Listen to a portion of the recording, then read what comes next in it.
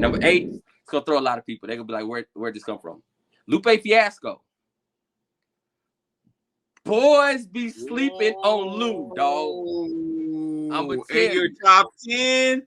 Whoa. Lupe is, to me, Lupe is not to be fucked with. Like, I really think Lou, he made conscious rap cool to me, right? Before that, I gotta give a shout out to my boy Tom. When we worked together, he put me on the Black Star album. You know, tried to open up my ears a little bit to that. The album was actually pretty dope. With I Most gotta Def. stop you real quick. Now, Tom, real Yeah. quick. Tom, I've known him since high school, since I was maybe like 15 years old.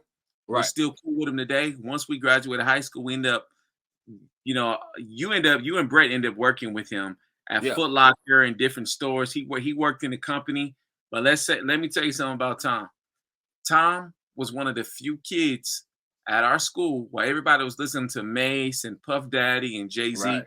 He was listening to Black Star and Common. I see that. He was a backpacker. In fact, for sure, he was wearing Air Force Ones back when they were only in Baltimore and New York, when those were the only two places you could get them. Yeah. He was stock locating them in the old computers they had in the 90s.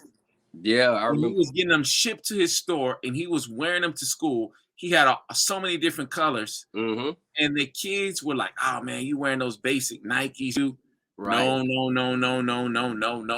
Tom was way ahead of the game. So when you tell me that he put you on to Black Star, let me say this: he was the only kid I knew at Elsik High School that had the Black Star album. He was up on that music back then. That little orange album or whatnot. The orange and red, I think it was. Yeah, I remember because people didn't really like people our age now. Now people who we were teenagers, but people who were like maybe in their early 20s when that album came out, they were like really up on game. We didn't really get on to Most Def until he did his first solo album. And then he was in that movie, Carmen, with Beyonce. I remember that. That's when non-backpackers really started to take notice. But I remember that. I consider myself a backpacker, but I wasn't even up on Black Star at that point. Continue your story. Yeah. That's just a quick side note. We got to put that out there. Well, we really do this. Yeah, because even around that time, like, he put me on. Like, I never listened to Common before. We were listening to that. So I want to say it was probably like the B album. Like the earlier stuff I didn't hear. I never went back and listened to, but like I know that Common Kanye run. It was like 2 or 3 albums. B, and then there was another one. Those got some play.